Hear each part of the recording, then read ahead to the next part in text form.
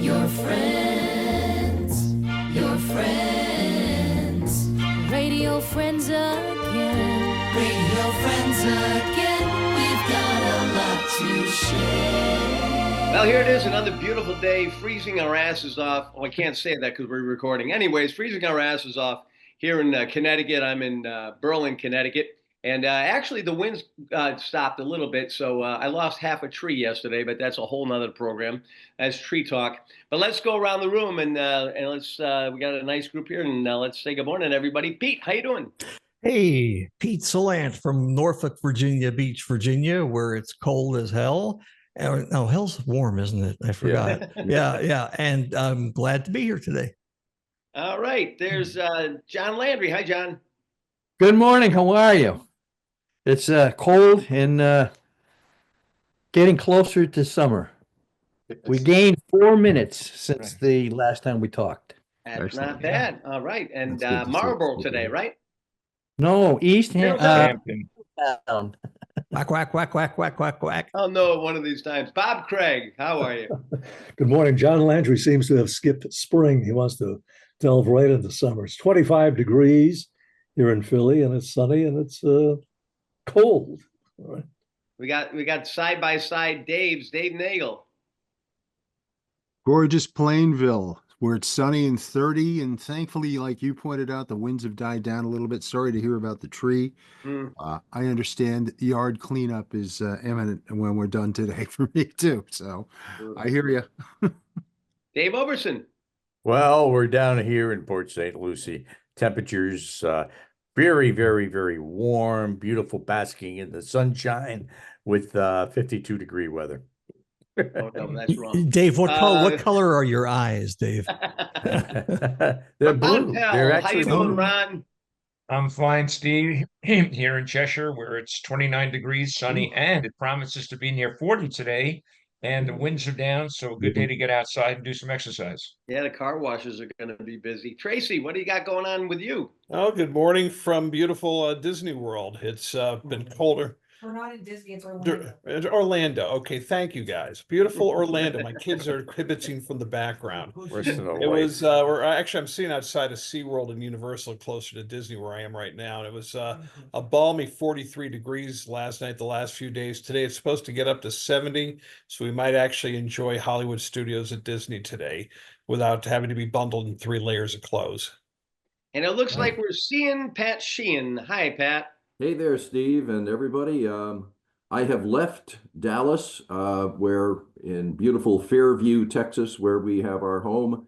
It is now snowing and 33 degrees. I've returned to Cheshire to enjoy the warm weather here and the beautiful skies that Ron talked about. Yeah.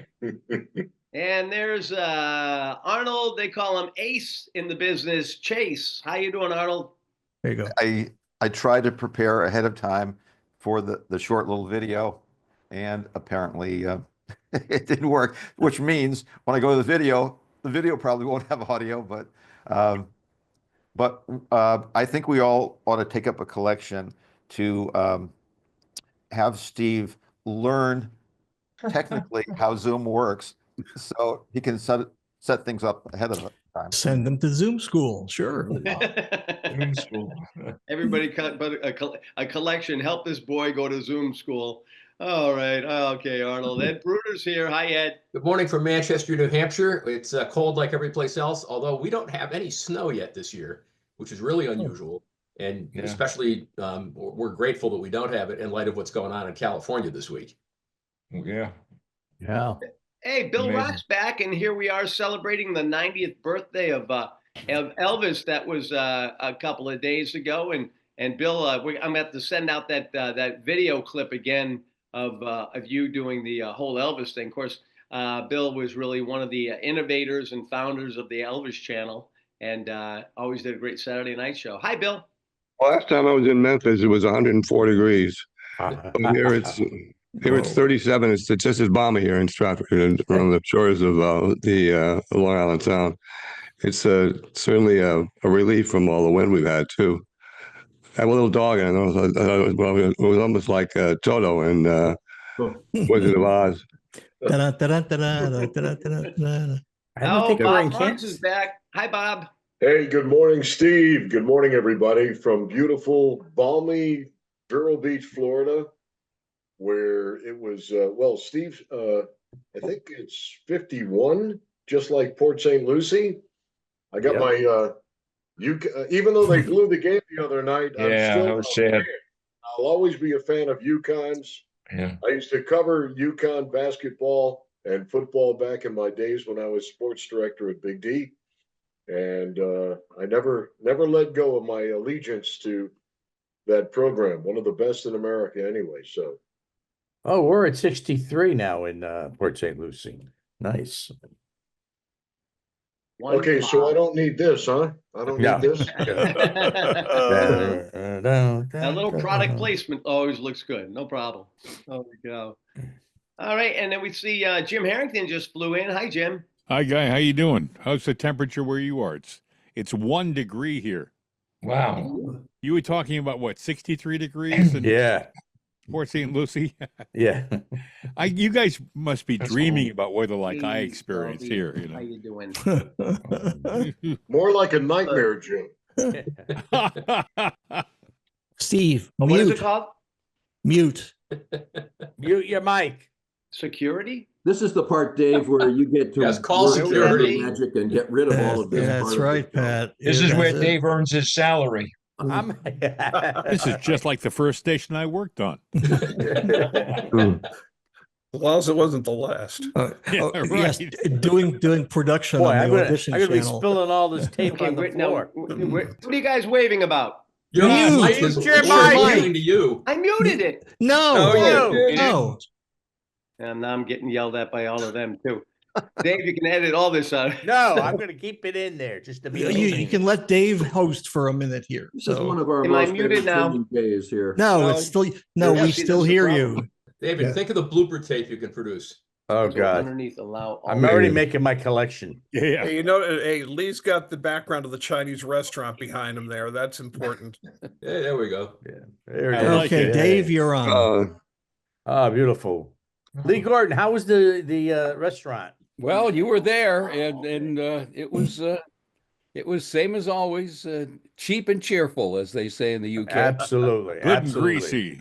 Yeah. And Bill Hennessy was there. Yeah. But unfortunately, Bill Hennessy was hanging on the chandeliers. It's not easy to see a 90-year-old guy going from chandelier to chandelier. But Yeah. anyways, and Steve is still making noise Yeah. for Oh, us. well. And, Yeah, Dave. What's the opposite of a soft drink? Is it a hard drink? I mean, what Hennessy was having. yeah. Jesus. Dave, could you go to another town? Omnipresent, Stephen. Yeah, go to Dave, Pittsburgh go where out it's on the one. porch and talk. The announcer who needs no transmitter. All this is all going on. I'm thinking, is this really worth 30 seconds of video? It is. It is. It is. So Arnold, if you owned this station, what would your morning meeting look like tomorrow? It wouldn't be pretty. Well, Well, I got a question for you guys. Have any of you guys ever left your mic open by accident? Yes. Never, Yes. never. Yes. Yes. I Hey, got Jim, I recall when Len Thomas left his mic open. That was the most famous one, sadly. And he was on the bus stop. 10 minutes later, he was outside waiting for a bus out of a job. Bart, Yeah. what did he say? You can't say it. motherfucking Say it. Davis. Goddamn. You know, effing I was Davis. on the FM side, and I was getting phone calls, and people were repeating back to me Hang on. what Len said, All and right. I wondered what the heck is going on here. Yeah. Next thing I know, I see Corson and Charlie coming down the hallway, making a mad dash into Len's AM studio. He said, GDF and Davis. Oh, That's it. Ooh. If you're going to leave it open, No, let me tell you something. I was Good, there. good. Hang, He, hang on. he hang actually. on. Excuse me, Hold it, Steve. No, Dave, you had your shot. no, Here's what I'm happened. gonna see if we're gonna actually be able to share with Arnold. So you're gonna probably have to do some editing here. But I got want to show- hear Oh, what, really? hey, wait, I want to hear what Dave has to say about this. This was Yeah, a very, yeah, yeah. This is Okay. very, interesting. very historical moment in Yes. DRC history. Go ahead, Dave. I walked into the AM studio. Len had his mic off, but we were doing a contest promotion on the phone. He left the input on the machine, which is his telephone was going through the tape machine, and he had the pot up over the air, and that was now going over the air. And that's as soon as I walked in, that's because Brad Davis had left it in that condition. Yeah, he shouldn't. And so as soon as I looked down at the machine, and I go, oh boy. So I explained to Charlie what happened, and it can easily be done, and that, and of course, really. Oh, okay. Did Brad ever express any remorse about this at all? What's that? Did Brad ever express any remorse about it? I don't know. That's a good I don't know question. if Brad even ever knew. Well, yeah. Well, No, Len, he knew. Len He knew. actually ended up on his feet because he ended up at BZ, and I ended up transitioning from So would you say FM on middays to AM on middays. So I got a promotion. Good. He said with a smile. And Brad, I guess, I assume, was never known for his technical prowess, so he would never remember to turn off that input. I got another Brad Davis story. Good. Brad was just. I spent a month with Brad early in the morning, showing him how to run the board and all that. And then about a month later, I felt, well, he knows how to run everything. Everything sounds smooth. 2 days later, I get a call at 5:15 in the morning, and Brad's yelling and screaming. He says, I can't get the cart machines to work. The labels are all screwed up. Okay, thanks. I said, call Wayne. He's closer, but I'll get there if you can. Next thing I hear, jingles playing. Oh, Wayne figured it out. So when I went in at 9 o'clock that morning, and I saw Wayne sitting there, and not in his suit, but just in regular clothes, and sipping a cup of coffee, going like this. And he said, Wayne, what happened? What happened to Brad? He goes, you teach at the Connecticut School of Broadcasting, don't you? I go, yes. He goes, oh, okay.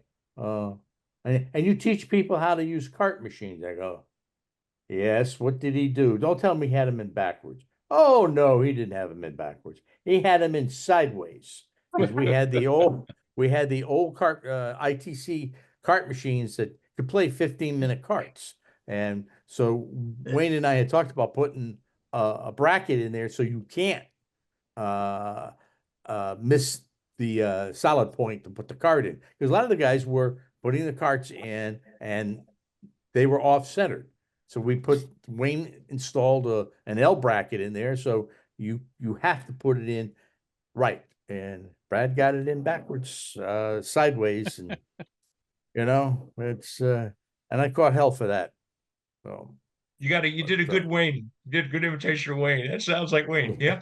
You teach them how to do this, right? Well, yeah. That was my claim to fame there.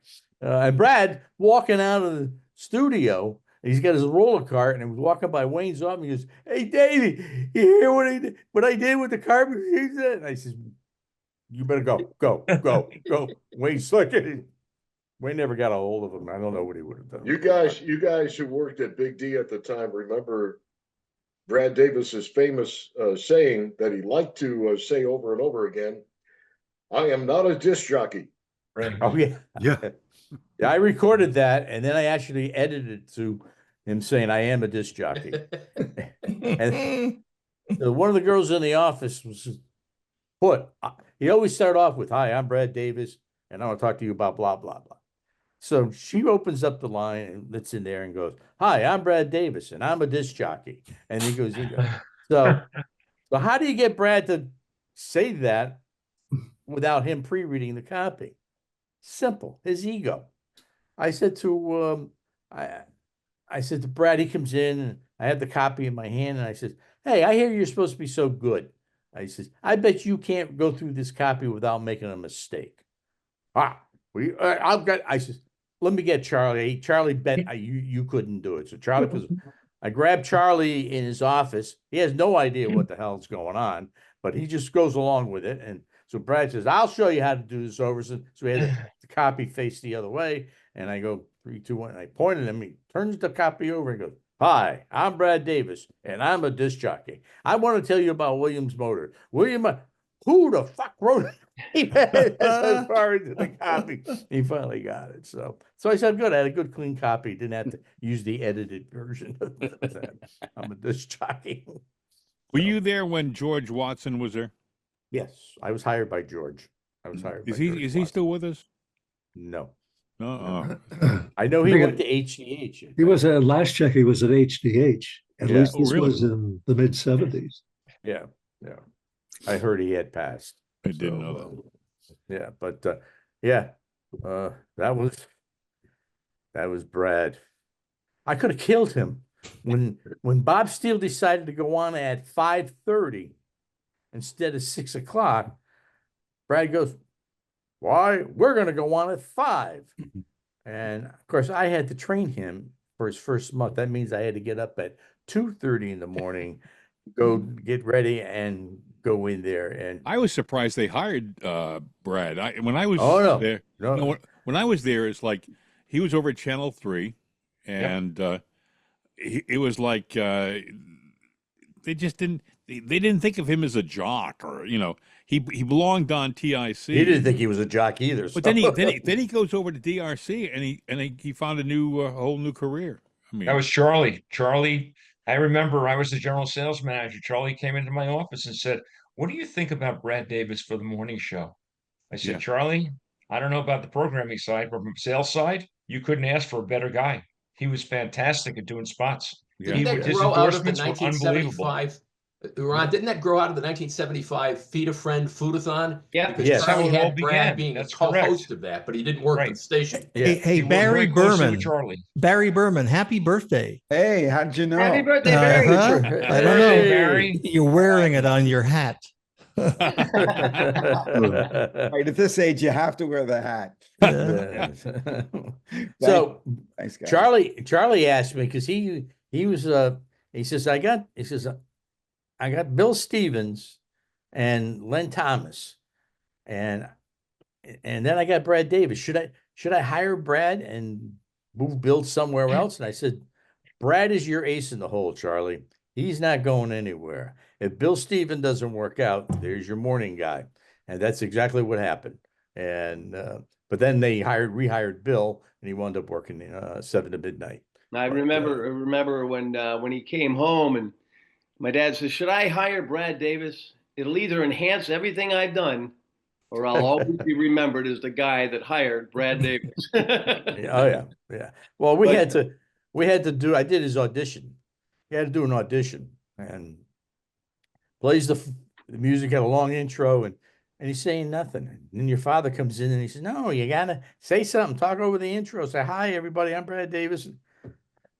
Got it. Start it again. Music plays. Goes for about 10, 15 seconds. And then Brad starts talking. Your father got on him and said, "No, you got to start out right away." And that's how Brad got started. He started the day after Easter. That's all I know. Love him or hate him, he has the longest tenure of any DRC announcer at 43 years. 40 years, over 40 years, correct. Yeah. Wow. Well, that's because he never, ever, ever never stopped selling, and his clients always got results up until his last breath. Amazing. And, it's amazing, just the way they kept pushing him and pushing him. He was like DRC's Bob Steele. Yeah.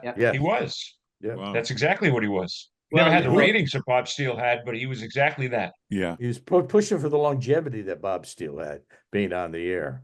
But obviously that did not Hey, happen. Arnold, I got to ask you, Arnold, being, ownership and having, Bob Steele in the stable there, what was it like to be working with him from your standpoint? Well, it's first of all, how do you fault a legend? That's for starters, and the real Bob and the persona were at times different, and things that would have tanked other people on the air, he cast those off. And there were some interesting times in the morning when he would have some choice words for the copy people. And what you think, what the listeners perceived Bob as was very different when the mic was off. So I'll just leave it that way. Did he use profanity when the mic was off, Arnold? Profanity is far too mild a term. Okay. Vulgarity. Vulgarity? Beyond that, this was a classic, what do they call it? Sailor language? Oh, boy. Yeah. Who would have guessed? Well, he was a DJ fighter, right? He language. was a boxer, right? Yes, he was a boxer. Oh yeah. In fact, when he was on Channel 3, on the corner of his desk, he had boxing gloves. Yeah, very small, like a little, because I didn't know what it was, and I asked later, and they said because he was a boxer, he had that as like a prop on his desk when he was on Channel 3. He was also a biker, right? Yeah, didn't he drive his bike into Hartford? Motorcycle racing. Yeah, that's the story. Yeah. Arnold, do you think if Bob Steele had ever retired at a much more normal age, would Brad Davis have been the heir apparent to the morning show on TIC? It's tough to say. I don't think so. No, I think, and I remember, and Arnold, I'm sure you can correct me on that, but I remember one morning when I actually sat in with Bob on a Saturday morning, and he did a whole thing about Brad Davis and how Brad Davis was being recognized, for some sort of achievement up at the Renaissance. They were doing a big thing about Brad Davis, and Bob mentioned it on the air. Bob Steele comes over to me afterwards and goes, "I think it's all right that I said Brad Davis's name?" Mm-hmm. I looked right at him. I said, "You're Bob Steele." Anything you want. I guess he used to, a lot of what Brad did, he got from training with Bob, because he used to fill in with Bob or fill in for Bob when he was there. But Arnold, do you recall that when they actually, Perry Urey and Bob Dunn tried to retire Bob, my God, Bob Steele? Bob Steele, and they replaced him. I guess they made it. They put on Tom McCarthy and Arnold Dean as a morning team. This is around 91, 92, around there. And Bob Steele did 1 hour. And then they took him off Saturdays anyway. And it was a complete failure. And they ended up putting Bob Steele back on the air full time. Do you recall that? I don't recall that incident, but I mean, that whole time, that whole era when they tried to replace him.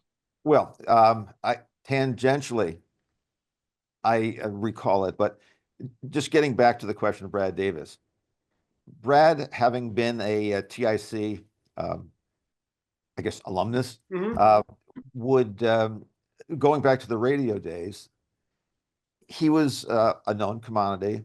He was familiar, and my bet would be he would be Bob's replacement if something happened to him unexpectedly.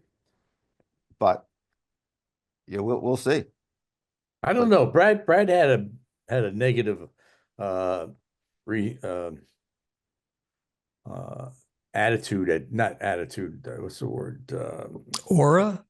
Or everything was, the staff and that, they were all negative towards Brad, because Brad could go into something, can go to crazy, and then come out smelling like a rose. And I doubted if Brad would have taken on the more. The one problem that Brad had was he was a very insecure individual. Yes. He would constantly come to me and how what'd you think? He would do a remote, and I'd go around remote with him. He'd say, "What'd you think? Do you think I'm okay? You think they're good with what I'm doing?" I mean, he was always questioning himself. Well, that's very concerned. Wasn't there an incident involving Brad in a remote broadcast and the Bloomfield police? Somebody had come to drop off a donation at this remote, and the police had ticketed the guy because they parked in a fire lane or something, and Brad took off on the Bloomfield Police Department, and apparently that got to the point where it was filed with an FCC complaint. And I don't remember that. I found newspaper clippings about that. I'll have to dig them out. No, but that sounds exactly like something Brad would do. Oh, yeah. But going back, he didn't care. That's stupid. But going back to the question of could Brad have replaced Bob if Bob couldn't function anymore? And there's really two questions. Is it replacement or is it longevity? In other words, I have to believe that the station, if all of a sudden something happened, would want to patch the hole, so to speak, as quickly as possible. And do you really want to take a chance with an unknown versus a known commodity?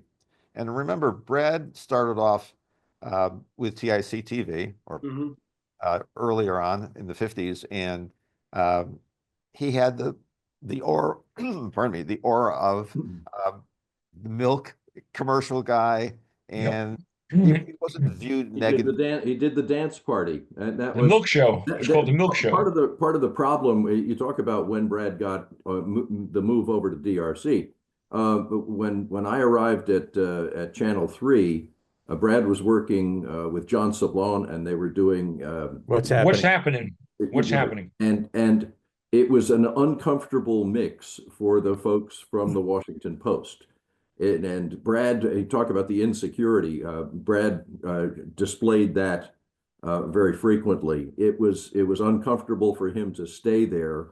He probably would have been better on the split of not staying on the TV side, but going to the radio side at that point when when TIC AM FM left.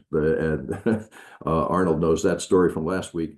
The idea, though, that he was somehow going to be either a news person or a documentary person was very uncomfortable, and it was time for him to move. And it was amazing how he reinvented himself and just had a legendary career from then on.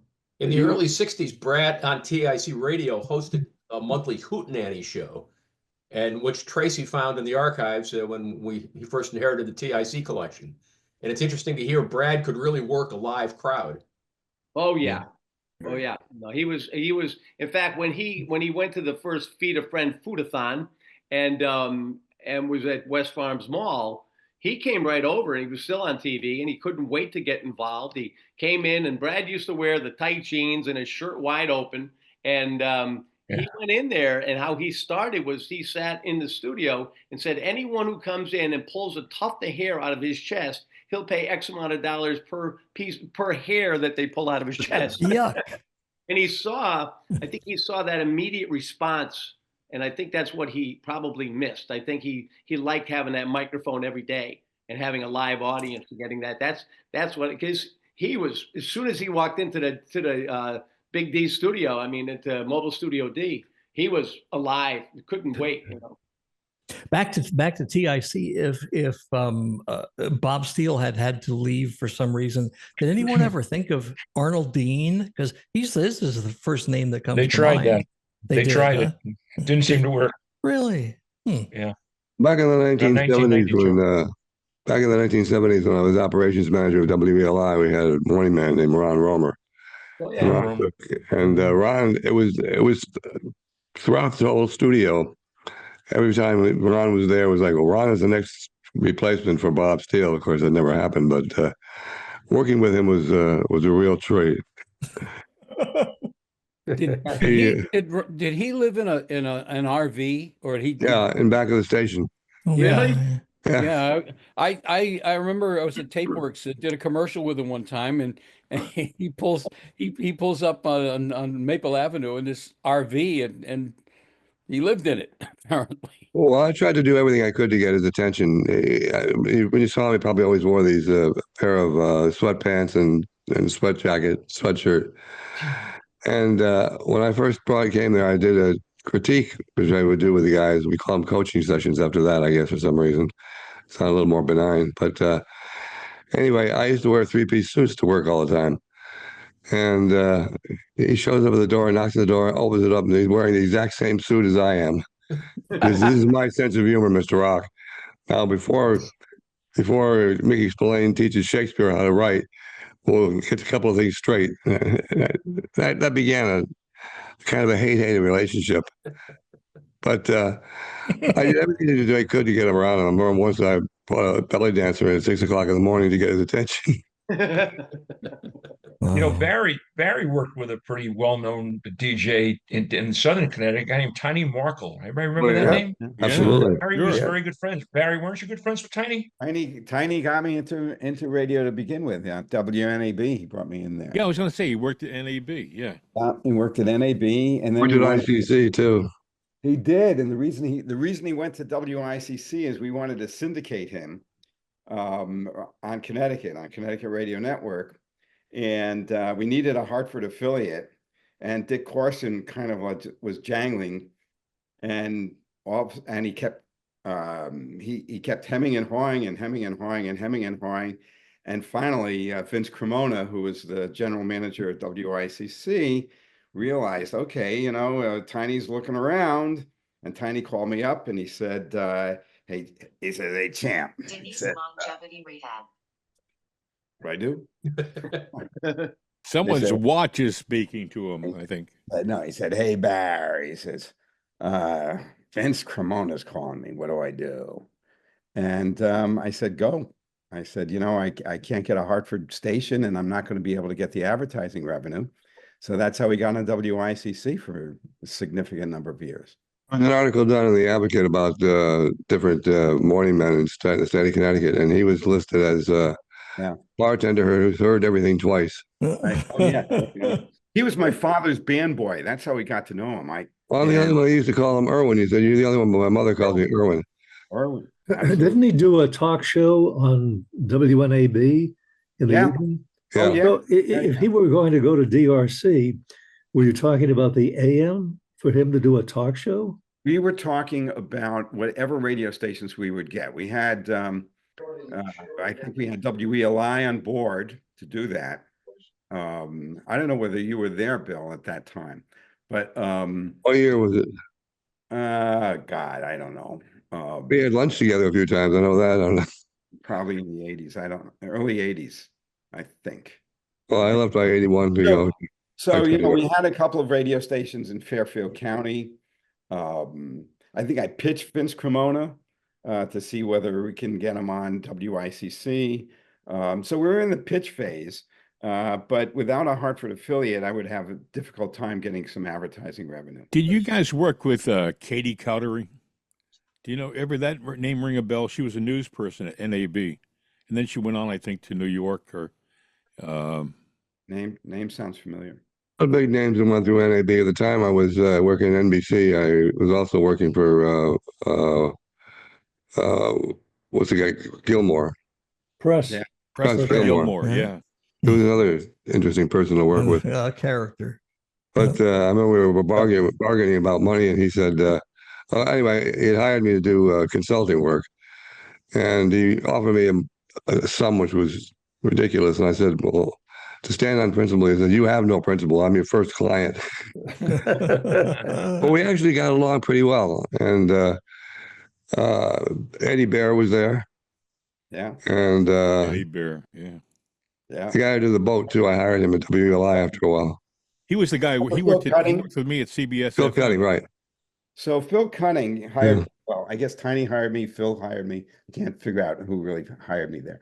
But my first day on doing news, Phil was doing a boat thing. He was doing boat reports. He was on a boat on Island Sound. So he calls me up online. And he calls me up. He says, it's not news, it's news. It's NY. I said, news? He goes, no, it's news. So news. So I had to keep going over and out. Views as in views. Walt W. used to say that all the time. Yeah. That's the first thing I learned when I went to broadcast school is how to say news and W. W, sure. W, right? Yeah. W. Right. So here I am on Ship to Shore Radio. I'm on the shore and I'm going, news, over. And he's going, no, it's news. It's news. I said, news, over. And we kept doing that for about a half an hour. One of the reasons I went to WLI is because we had a boat. It was a 28-foot Allman. And I hired it was Bill Cleed. There was Gene Anthony, who had quite a long reputation. Right. And one time I hired, Rohmer wanted to do it too. Yeah, so I did the Saturday, I did Sunday morning, and he did Saturday morning. And I went to the marina to look at the boat and walked up on the bridge, and suddenly I look over these controls. They're ripped out of the console completely and hanging by the cords. He got pissed off because he'd run aground the night before, and he took the damn controls and ripped them right out of the console. Wow. Yeah, what a temper. Two other quick notes about Tiny Markle. He used to be a big band conductor in the late 50s. Yeah. And in 1962, he was working at WAVZ in New Haven. Now, Pete, that was way before you were there, wasn't it? Oh, maybe 12 years before. Oh, yeah. yeah. Oh, yeah. But in the 40s, he was my father's band boy. He played bass. Yeah. Yeah, what a lot of people didn't know, and probably Arnold did. Arnold Dean was just an amazing broadcaster, and he could take whatever you threw at him. And I remember he was his last gig was the Dean of Sports, and he did know, but everything he did his homework on. So when he could talk to these guys, plus he was entertaining as hell to listen to. I mean, I'm not. I thought so. And I always enjoy listening to him. I have to laugh. At one point, I said, Arnold, I'm not a real sports guy. He goes, yeah, I know. I'm not either. It's just that he could do it all. He was a pure broadcaster that way. And Brad David, his real name is Arnold D'Angelo. Everybody knows that's how Dean came, DEAN, but D'Angelo.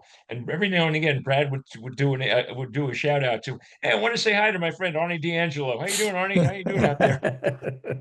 Anybody remember George Ehrlich? Yeah. Oh, yeah. Right, George Ehrlich in sports. Yeah, I worked with George at WINF. Yeah. So he, when we took over the Yukon Radio Network, he was the Yukon voice for many years. And he felt he owned that job. And I said, no, you don't own the job. And that's when we hired Bill Schweitzer. Good move. Do you want an Arnold Dean story? Yeah. You've never heard before. Back when I was at TIC Radio, things started disappearing from my desk. And it would typically be overnight or weekends, etc. And not valuables, but things like gum, candy, things like that. And finally, I got to the point where what is this? So being the techie that I am, I literally put a burglar alarm system on the desk that would ring a loud bell and all that good stuff. And one, I think it was the weekend, maybe one Saturday afternoon, I get a call and I hear bell ringing in the background, and it's Arnold Dean. And apparently one of his kids or grandkids got into the desk and set off the alarm. And it was interesting. But how do you blame a young kid? Yeah, just curiosity. Any of you guys ever hear from Dick Ferguson? Yes. Yeah. Oh, I got something from him in the mail the other day, as a matter of fact. Wasn't Dick on with us? Dick was on with us about a year ago. Was he? I forgot. Yeah. Maybe he was. Yeah. Yes, he was. Yeah. I could have been asleep during that show.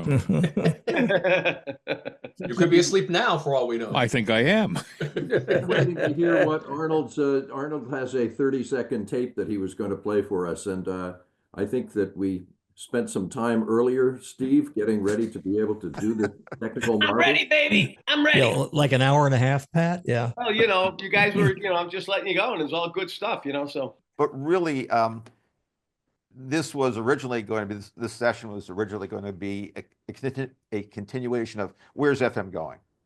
And that type of thing. And we got slightly sidetracked. So. You're going to see his transistor sister? No. I was the first one to win that contest. It was a net funicello back when I was a kid on DRC called Transistor Sister, and I won a transistor clock radio. Wow. Back when they had the black top hops and everything. Freddie Cannon was from Revere, Massachusetts, if I remember correctly. That's the town next to where I grew up. Freddie Boom Boom Cannon. Freddie, not to be confused with Don Boom Boom. That's right. Okay. So I'm going to try to do this and also mute my mic so we don't have the echo. So it's going to be interesting. So let me see if I can. Okay, here we go. Don't touch that dial. Oh yeah! Oh yeah! Oh yeah! Oh yeah! Oh yeah! Oh yeah! Oh yeah! This song goes out to Bobby, dedicated from Sue. She just wants him to know her love for him is true. And this song goes out to Billy, dedicated from Joe. She just wants to tell him that she wants love it. Keep going. That's good stuff. Okay.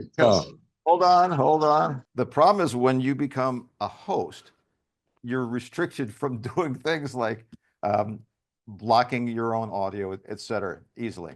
So what did you just see? Freddie Boom Boom Cannon. Okay. Yeah. On the surface, that's right. But what did you really see? I saw him lip syncing. Okay. You saw the pop music of the day, the intro to the culture of the day. Okay. Let me MTV. what I saw was a performer next to an audience, and the audience was enthralled by what they saw. You saw happiness. You saw them physically moved by the song, et cetera. And you also, it was all about dedications. And I asked earlier, in terms of when I said there was going to be a quiz, I was looking for the kinds of elements, and I said things, but Steve corrected me to elements. What made DRC and other stations successful? Participation. Got the people involved, got your listeners involved, involvement with the Participation, listeners. Yeah. So it's what I saw was were those kinds of elements. What struck me as, for lack of a better term, audience participation, Engagement. Engagement is a great word. So that's well, aside for a second, when I told you there was going to be a quiz, I'm disappointed that at least one of you didn't ask if it was going to be a pop quiz. Do you grade on a curve? Or a pop quiz. So, really getting back to the topic that the main topic that we had been discussing in previous sessions. Excuse me, Arnold. I just stepped back on that. You did mention a couple of elements, right? Well, what I was looking for, I mentioned a couple, but really the expertise in this group, in the history, you were the ones I really wanted to tell me. What do you think? I think DRC, its success was the personality of the station. There were a lot of stations playing music, a lot of stations playing top 40. DRC was unique in that it had its own unique style and personality. It was distinctly DRC. As a matter of fact, when I was in Boston, I was surprised to hear this at BZ. The guys at BZ talked about DRC in Hartford like it was special. Do you know what I'm saying? It was. So I don't know if that helps answer any question. It probably doesn't, but well, it does, because I always say this group should remove your rear view mirrors, because what was done in the past is not necessarily what will work in the future. But you need to know where you were before you can try to figure out where you need to go. Arnold, you just brought up the engagement, which truly was the hallmark of, and when I saw what the quiz was going to be, engagement was one thing that DRC had. The other thing, which I do think is important as we look forward, was local. It had the jocks talked about things that were local. It was we engaged as a community, and even on the news side, it was having the feeling that this was our hometown. This is the thing that made people proud to be a DRC listener. And I do think that local and engagement are both really powerful drivers of the quiz. DRC gave the listeners a feeling that they belonged, and they gave you these subtle little cues that they are Hartford, Hartford area and only Hartford area, and we are your radio station and you are our listener and we connect. It was one of a kind. Well, he certainly fun. had an idea, personality-wise. I mean, my dad was all about personality, and that's why how many guys that were really good jocks weren't DRC guys. and he could tell right away. And I would sit there when play all the audition tapes. He'd listen to everything generally when he was cleaning his office and on the weekend. And he'd put them on, nope, nope, nope, nope. And then he'd say, okay, let that guy go for a couple of minutes. And then he'd put it off to the side because he knew the sound that he wanted, but he wanted that warm sound, the personality that really made the connection there. But the other thing to keep in mind was the audience participation was part of it. But think about the old You Bet Your Life with Groucho Marx. That contest was part of what they did. I mean, you listen to some of the bloopers that Dave has put out. We got to send out the bloopers again, Dave. But when you look at some of the things they did, they'd have fun with the person on the air on the phone. You know, it wasn't just like, you know, call number 7, what is it? But they'd make the person who called in, and many, not all the time, but if they could tell that person playing the game had a personality there, they knew how to play back and forth, and that was entertaining. Am I right on that at all? Yeah, no, I mean, that's you're right on target. But what now what I want to go back to is you were just talking. The group was just talking about localization, localization for a local station, and you guys have talked about, oh, we should buy a station, group our dollars together, buy a station, and then what? Try to replicate what was done 60 years ago? You can take elements from the past, and you can make them contemporary. And that's exactly where I want to go. Yes. Well, you know, it was mentioned earlier about the Feed a Friend Foodathon. You can't get any more local than that. I mean, that is right in the heart of your community, helping your neighbors. And this was a very important local promotion that DRC had. I don't recall, like, top 40 radio stations, the most creative thing they would do would be to give away a record or taking the 5th call to win some prize. But at DRC, even when we did contests that were call-ins, they really engaged the person live on the air. You know, for example, given the given subject, talk for 30 seconds without saying or ah. You know, it was very, very challenging to do something like that. And of course, we as the DJs were given carte blanche to make up our own words. And I asked somebody one time, speak for 30 seconds about kielbasa. This fool over here, Dave Overson, he's laughing in the background, cutting right through the window. But, you know, it was things like that that would make it very entertaining and engaging for the listener. Well, you know what hasn't changed? What hasn't changed is people still like to laugh. Yeah. That hasn't changed. I mean, Right. music has changed, dress codes, but people still like to laugh. And if you get a funny guy on the air, or he's still gonna, it's the same ingredients that went in today as it did 50 years ago. One of the most engaging guys that I hear on the radio, although it's not broadcast radio, and somebody who really knows how to work an audience and make it interesting, humorous, whatever, is a guy named Flash Phelps, who does the 60s channel in the morning on Sirius XM. This guy doesn't stop, and he makes it so engaging. You have to listen, even if you're not interested in what he's saying. That is a really good radio entertainer. But you know something too, what you're saying there, you say engaging. And the problem is, let's take most morning shows.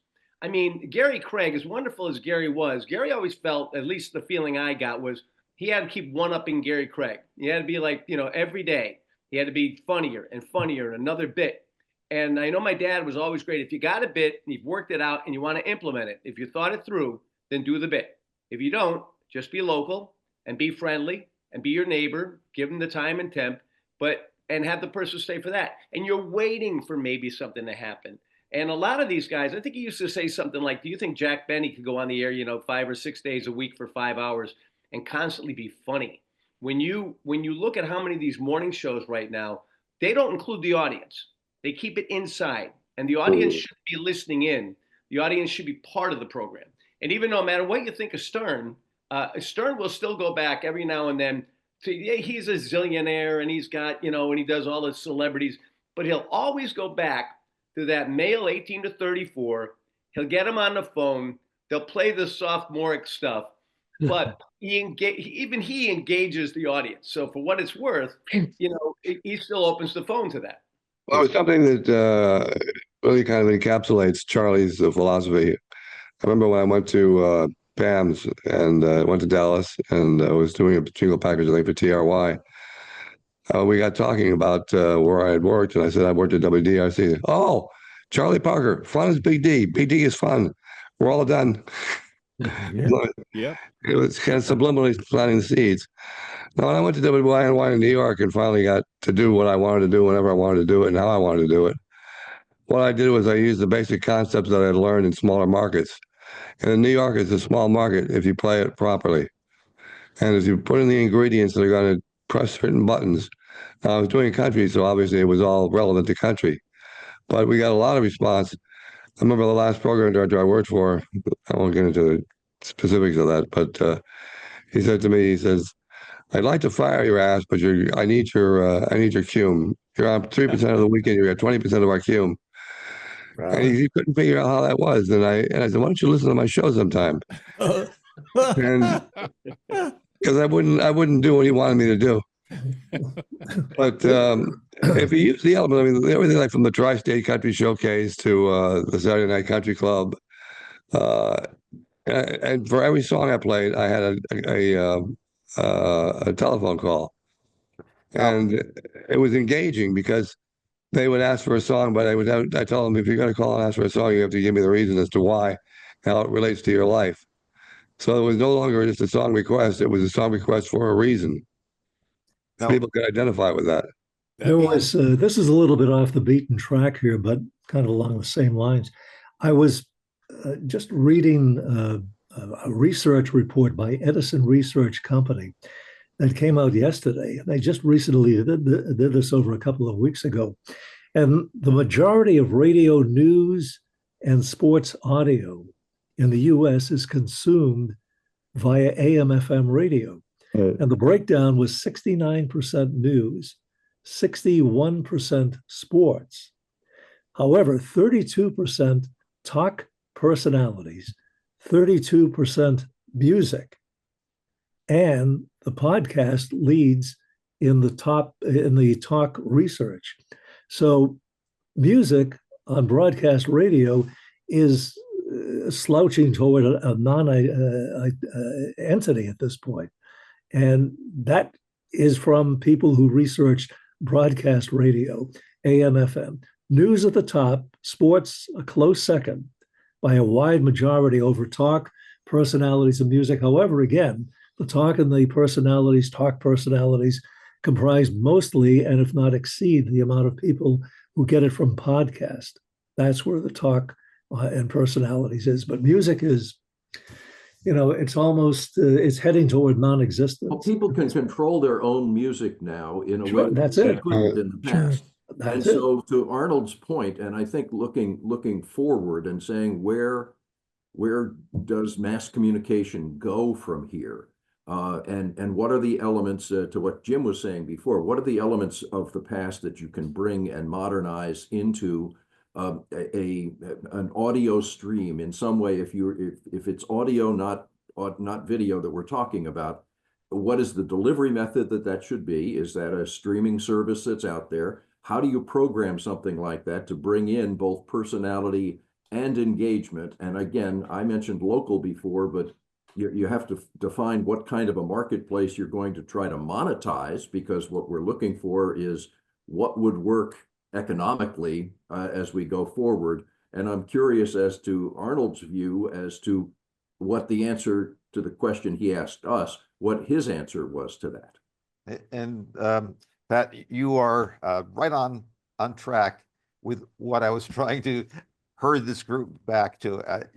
Everyone's been meandering off the roadway, and I need to get back to the original subject of where is FM headed, because there's been a lot of talk about, well, we could get an FM station and put this kind of programming and that kind of programming on FM.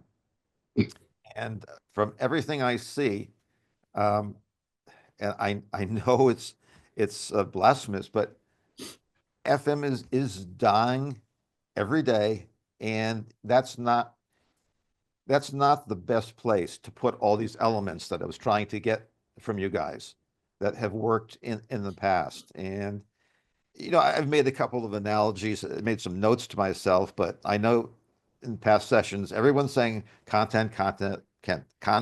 It's all about them. So I say to you, if the latest and greatest Hollywood movies all of a sudden came out on VHS tape, would you buy it? Would anyone buy it?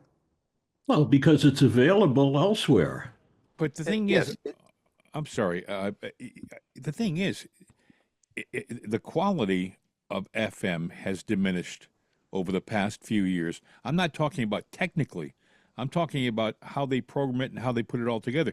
They're automating everything, and they've purposefully made it a lesser medium than it used to be. When I was at DRC, everything was, we were in the studio, it was live, it was radio. And there's something to be said for that. I don't hear that now. I mean, you listen to FM stations, they're running them like AM stations. Many stations are being run in closets like the AM station. Well, and they're no longer local. Yes. The programming from one city is being replicated precisely in another. Homogenized. Right. And they're running 3 7-minute spot breaks an hour, which kills any consistency. See, everything you're talking about has to do with revenue. Everything, why are they doing it this way? It's cheaper. And what's that come down to? It comes down to the revenue. The revenue is not the same. Ed just made a great point. Kiss and Hartford will run a 12 or 13 unit stop set. Now the units aren't all 30, obviously not all 60 minutes, 60 seconds, but you're driving listeners away. But at the end of the day, part of reinventing radio is how do you figure out how to make it more revenue friendly? Go ahead. Well, first, Ron, are they going for the quick buck or the long-term buck? Either or. I'm sorry. Whatever. Go ahead. What Arnold. works better? What's more important? Well, when you go for the quick more buck, success? you'll take a lesser rate and you'll take the quick buck as opposed to, there's more involved with putting together an FM station that's going to be a giant of an FM station. You can be an also-ran and make some good money on it. You can be in the closet. You can have a morning show and the rest of the day be automated. You can do all that stuff and make money. But if you want to be something that has substance, you got to put more into it. And the guys don't want to do that anymore. I understand that. Listen, it is a business. I understand that. It's about making money. But I think a lot of guys have abandoned they used to want to make their station the best station, the most success. They don't do that anymore. Jim Levin's not on this call. He's been on before. He's running a bunch of radio stations in upstate New York because he's doing it real time. He's trying to make it work in Utica, New York, which is not a big market. And I think he's doing it pretty successfully, actually. Watertown, yeah, and he's making money, he said. And it's working for him and his market. And he's paying his job, he's paying his announcers a living wage. Yeah. I think he said he's paying 6 figures for the morning guy in Watertown. Right. Yeah, Watertown. There are two sides to a balance sheet. People trying to cut the expenses are missing the other side of the sheet, which is the revenues. And the question in this, Ron, you dealt with this obviously for very many years. It's how do you get advertisers? How do you get people who want to put the dollars into a product? They have to see the output at the other end in order to have it be profitable for them. And there are advertising dollars that are out there and available seeking out. And again, look at what's happened online with influencers and all of the, people spending ridiculous amounts to try to get a message across. If you think about just in our lifetime, some of the bigger names that, and we talked about Bob Steele in our local market or Brad Davis, but two names that I think are worth the discussion by this group. Howard Stern, why did he become Howard Stern? How did he, in terms of that? And Rush Limbaugh. And again, engagement, humor, personality, both of those guys engaged an audience. wasn't local. It was a way of having a national conversation, though, about obviously very different things, but those two. But that's a model that still draws people together. If you have a personality, look at Joe Rogan. I mean, and the amount of listenership that he's engaged with. These people defied the odds. They just took chances and did whatever they felt they wanted to do. It's like throwing stuff against the wall, see what sticks. And this is what Stern did. This is what Limbaugh did. They tried something totally different than what anybody ever heard on the radio before. You know, they identified niches that nobody else was addressing. You know what else is diminished besides the talent not being the same as it used to be, or being considered the same? The sales, the salespeople. How many guys aspire to be in radio sales nowadays? I mean, what I used to say, people didn't wake up this morning and say, "Boy, I really want to get into radio sales." And whose fault is it? Because they've been so damn tight. You know, when I was at DRC and I saw it there. I know this sounds crazy, but Corson, for a period of time, he capped the sales, the yearly sales on his people. I remember Kurzman saying to me that he was ticked off because Corson said he couldn't make more than 30 grand a year. This is 1971. 70. Yeah, so 30 grand a year in 1971 was like 70 grand or 80 grand. And Corson capped him because he didn't want him to have as much success as he could have. I would have said to him, man, you make as much as you can make. Absolutely. You know, I think a lot of guys in radio. I think the whole business needs a facelift. It needs programming and sales. Jim, when I used to interview salespeople, I used to say to them one question. I said, "How much money do you think you can make here?" And people would say, "Oh, I don't know." I said, "How much do you want to make?" "Oh, I don't know. 50,000, 60,000." I said, "No, the real answer is as much as I possibly can. And there's no cap on income here, is there?" That's the right answer. Beautiful. Yep. Okay. Yeah, I've had managers. I remember. I think it was Joe Rizza. God rest his soul. I remember talking to him when I was thinking about going to MAS, and one of the first things he said was, "Well," and I was looking. I don't know if it was. I think it was sales manager, and he goes, "Do you have any problem with your salesman making more money than you?" Because that was it. They were going to make more money than me, and I said, "God no, let them do it. As much as they want to make." Because that's what because you would make more. The more they made, the more you made. Yep. Okay, so let's remember that in the previous session or two, I asked the question: are you aware of any FM station or radio station that is doing better now than they were 5 years ago? And yes, you'll have your little exceptions here and there, but unanimously, you guys said no. No one's doing better. And last session, I forgot who it was that said, we had talked about FM disappearing from autos, but now, and I forgot who it was that talked to their kid, now it's disappearing from houses as well. So, what do you think they're listening, Arnie? What do you think they're listening to on right now in Southern California? What do you think they're counting on over there to get them? Don't leave your house because the lawn's on fire. I mean, Jeff Hugabone is out there, and I'm thinking this is where. And I said to him, I want to get him on. I don't know when. I invited him here. I'm going to maybe hopefully pre-record him for tomorrow morning. But are people turning to that? Are they going to radio right now? But you're talking about an exception. Yeah, I know. If there were a fire going on 365 days a year, radio would be roaring back. But the reality is, just like those people that are desperate for flashlight batteries when there's an ice storm, and as soon as the power comes back, they return them to the store. It's.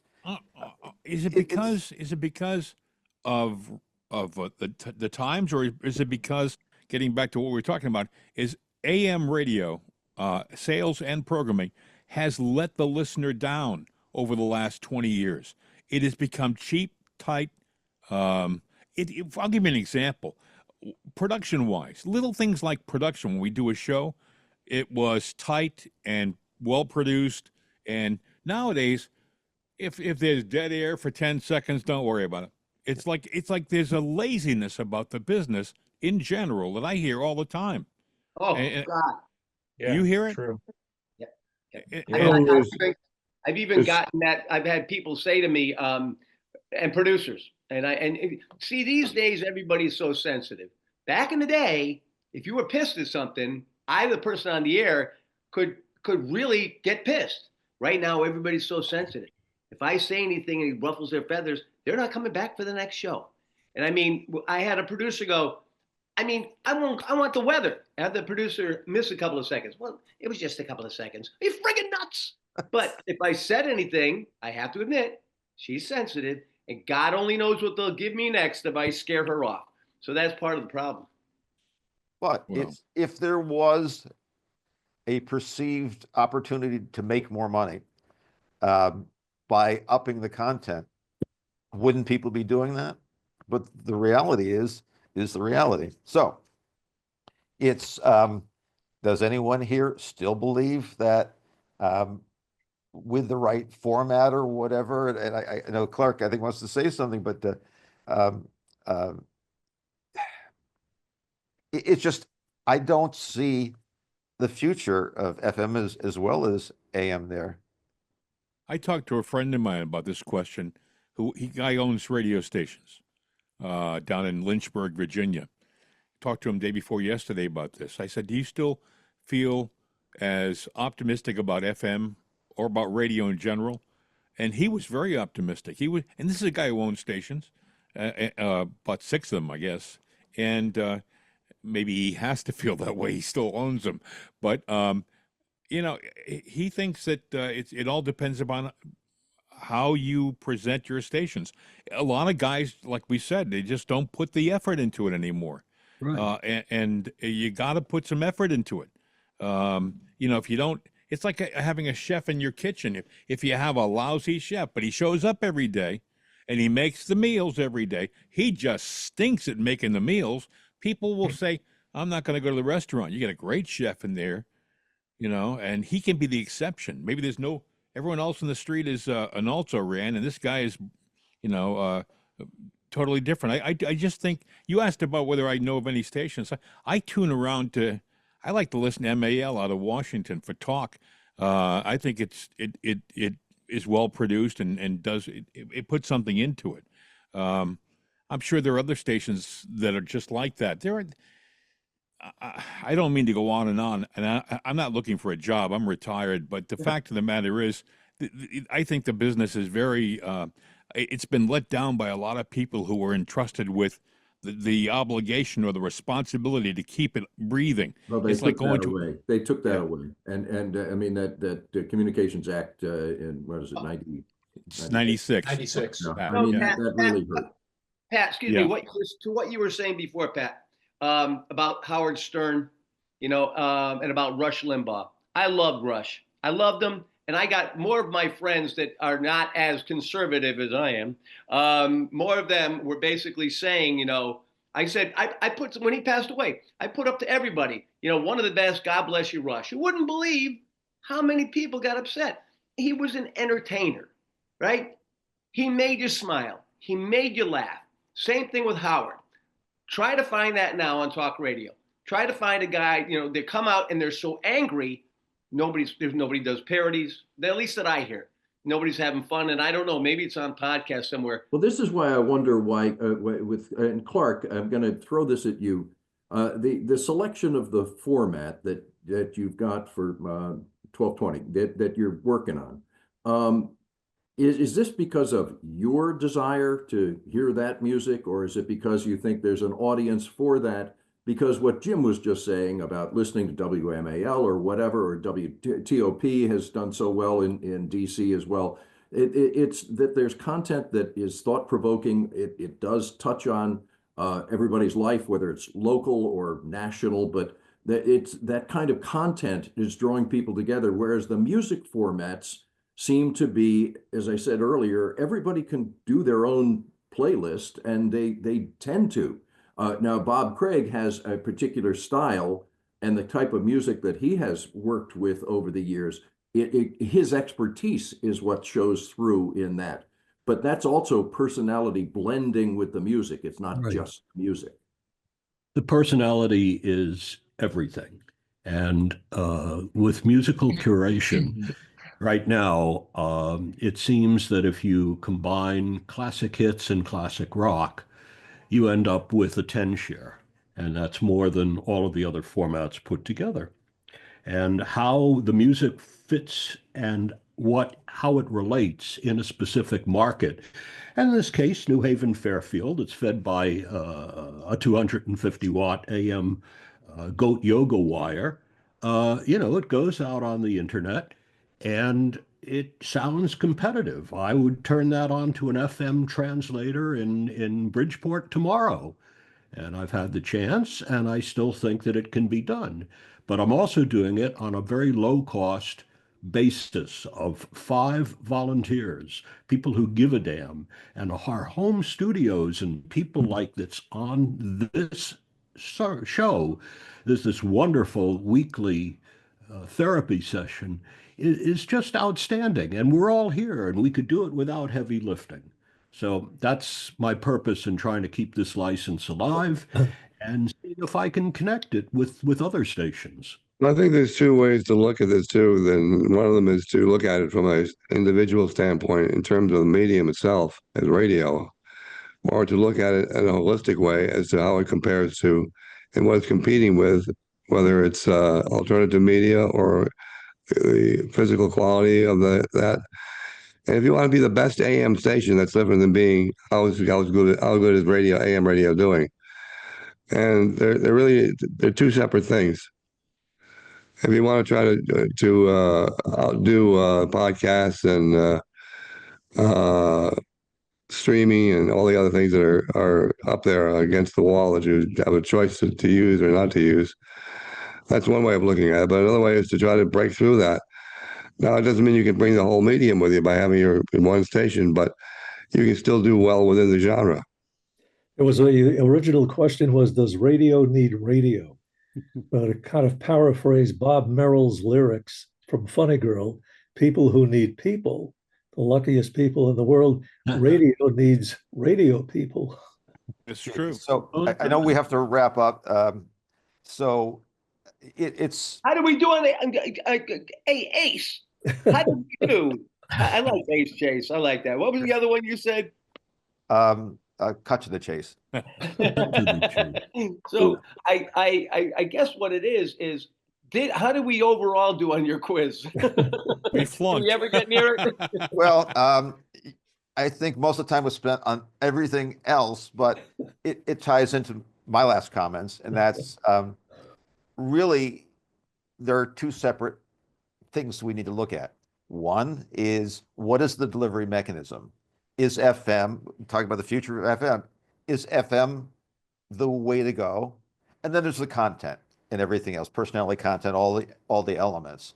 And we should first determine, does it make more sense to stream than to buy an FM station and attempt success in a diminishing market, radio market? And it's, I won't go on today, but to Ron's earlier comments, I mean, it's just the dollars going into radio just aren't there anymore, and they continue to shrink. So would you rather do that or get into a medium where it's growing exponentially?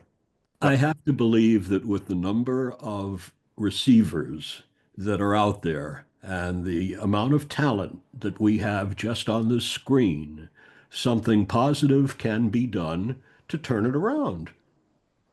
Final thought, Wayne Gretzky said, go to where the puck is going, right? That's really, and I think that's the exciting question that Arnold has raised for us here, which is, where's it going? And so that we meet it there. I thought he said, get the puck out of here. No, I'm saying that. Watch it. I am the paragon of virtue here, so be careful. I think Arnold kind of wound it up nice where he said, cut to the chase, which is what we have to do right now. We've had a terrific, very, very stimulating conversation. And I think, it even going back and, after Dave does his artistry on this, going back and taking another listen to this one, and maybe because that may even help us on the next program form more of an opinion on that. Because if there's anybody here, except for your phone call earlier, yes, that's that's going to be a piece of work for me. When I saw all of you waving, I knew it. The whole screen.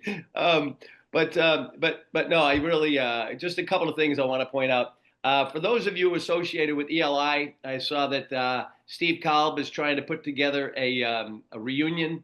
And I got to believe with all the contacts we have that have New Haven connections, that maybe we can get more than a few people out there for him. He was looking for 10 or 12 people. I think with how deep ELI runs in its roots, that maybe you guys have some ways that Steve can reach out. You'll find him on Facebook. Send him some thoughts there if you want to. Also, please, as I've said before, support the Broadcasters Foundation of America. If you're going through a tough time, somebody who's struggling a little bit, or if you got a few extra bucks and you want to throw it their way, dig a little bit deeper into what the Broadcasters Foundation of America is all about, because they really, really got some good stuff. I'm going to run around real quick and thank everybody. I got it so bad last week, and I'm going to remember Ron Pell and Dave Overson are here this time. I just forgot my friends here. Thank you. Pete Salant, thank you. John Landry, Ron Pell, Tracy Carmen, Bob Craig. Of course, Arnold, they love to call him Ace Chase. Bill Rock, Pat Sheehan, Bob Marks, Dave Nagel, Danny Lyons was here earlier. He had to take off. He's probably juggling a lot of things while he's doing this. Jim Harrington, Lee Gordon, Clark Smith, Barry Berman. A lot of really good input. Did I cover everybody, please? No. You forgot me again. Okay. Dave Nagel as the Beaver. I just wanted to make sure you listen. No, not Dave Nagel as the Beaver. I forgot this Dave. I got both Daves. Dave now. Overson as the Overlord. Dave's not Yeah, be nice to me, Steve. I can make you sound real bad. I even got Dave Nagel here. Oh my God. I love all you guys. You're terrific. And more than anything else, Barry sent a note along, which really says it. We all have the passion. And who knows? I think, and Arnold has that way of looking at the future, which has been your success all along. If there's a way that we can pull this together, or find a way that there's a future, and I think you're the guy that can really point us in that direction. So we appreciate you sitting in too, because you have a great way of looking at things from a business standpoint. And like Ron Pell said, it all comes down to the Benjamins. How are we going to make money on this whole thing? Because those are the guys that want to do it. All right. I'm Steve Parker here in Berlin, Connecticut. We're going to get out of here. This has been the January 10th edition, 2025 of Radio Friends again.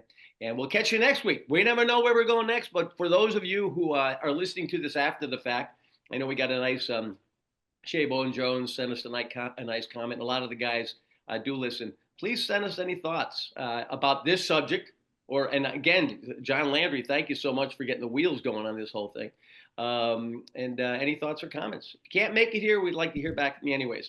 All right, well, we'll catch you next time on Radio Friends again. Thank you, Steve. Shout out to Bill Hennessy. He listens all the time, even if he doesn't participate. Your friends, Radio Friends again. Radio Friends again. We've got a lot to share.